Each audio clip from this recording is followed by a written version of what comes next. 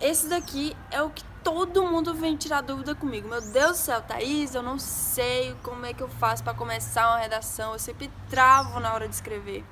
Mas espera aí. Primeiro a gente precisa entender os motivos que te fazem travar na hora de escrever.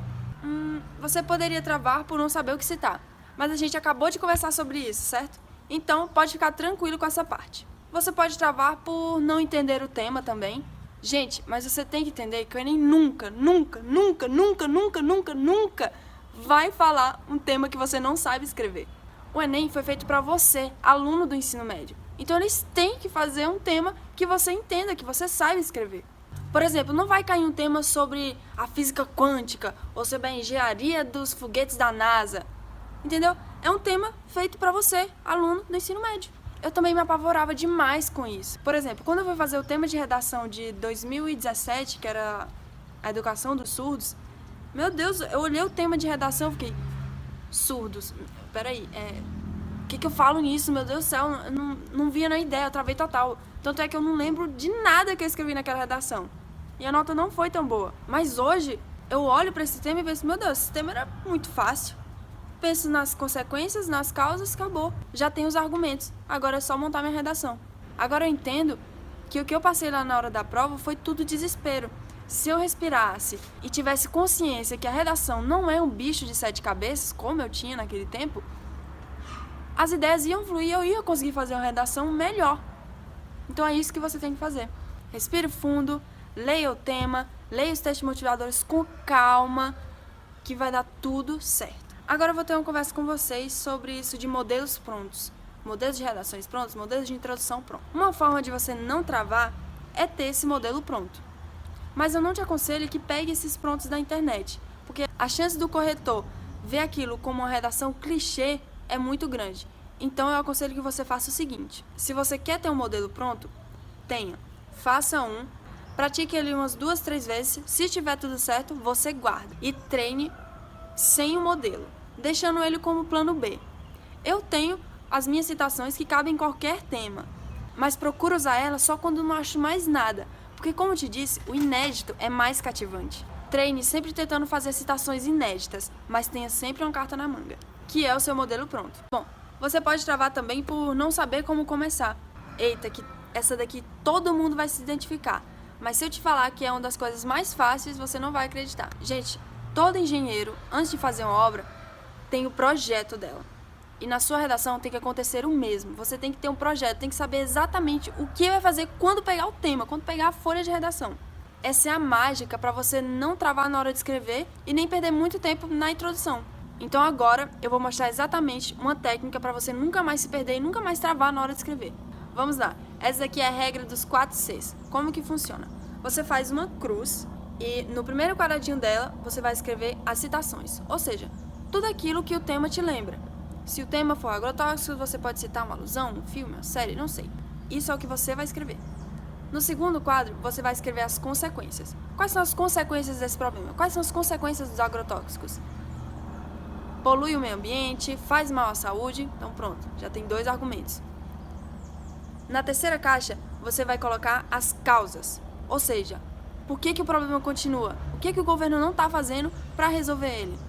E na quarta caixa, você vai escrever a conclusão de acordo com os argumentos de causa. Então, se a causa é que não tem leis severas, vamos fazer leis severas. Se a causa foi que a população não sabe desse problema, a gente vai ensinar a população, vai conscientizar a população. E é exatamente isso. Depois de fazer todo esse esqueleto, eu já começo a escrever minha redação, daquele jeito que eu te falei. Coloco a citação em mais ou menos umas 2 linhas, contextualizando o tema, depois relaciono com o tema, coloco meus argumentos e faço a mini conclusão. Acabou. Agora, se você fez isso tudo e mesmo assim continua travando e não sabe o que escrever e fica naquilo, calma. Você vai se assustar com o que eu vou te falar agora. Mas tente fazer uma redação ruim. Uma péssima. A pior que você fez na vida. A pior que você conseguir. De propósito. Gente, feito é melhor que perfeito. Isaac Newton disse: um objeto parado tende a ficar parado. Um objeto em movimento tende a ficar em movimento. Então escreva, mesmo que seja a pior redação da sua vida. Agora, vou te mostrar vários exemplos para você entender de vez tudo que a gente aprendeu nessa aula. Enquanto eu estiver lendo as redações, preste bastante atenção nos detalhes, nas palavras que usei, de como eu relacionei as citações, da quantidade de linhas que tudo aconteceu. Então, analise friamente, ok? Olha só como é que eu citei o filme Branca de Neve no tema de agrotóxicos. No filme Branca de Neve e os Sete Anões, a protagonista é envenenada pela maçã oferecida pela bruxa. Assim como no filme, a população brasileira é diariamente intoxicada por alimentos besuntados de agrotóxicos, os quais permanecem livres diante das leis amenas e continuam pondo em risco a saúde dos consumidores e meio ambiente. Demonstra-se, dessa forma, a dimensão do problema e sua devida urgência. Vamos analisar. A citação pegou 2 linhas. Depois de eu colocar essa citação, que realmente foi bem breve, foi só o que importava para eu relacionar com o tema, depois usei um conectivo depois do ponto, relacionei, coloquei meus argumentos de causa e consequência e fiz a mini conclusão, que também foi delimitada por pontos. Como eu te disse, você não precisa mudar os seus gostos para fazer a redação. Agora eu vou mostrar para você como eu citei o anime Naruto numa redação sobre violência obstétrica. No anime Naruto, a mãe do protagonista precisa lutar contra facções antes e durante a gestação do filho, a fim de preservar a vida de ambos. Semelhante ao contexto da série, as mães brasileiras sofrem com uma agressão pouco discutida pela população e órgãos competentes, violência obstétrica, a qual põe em risco a saúde mental e física das vítimas. É importante, portanto, discutir o tema e efetuar ações definitivas para sua resolução. Gente, a mesma coisa aconteceu aqui. O anime foi bem resumido em 2 linhas, mais ou menos. Depois eu relacionei com o tema, coloquei os 2 argumentos e a mini conclusão. Agora, veja como eu citei uma frase de Bob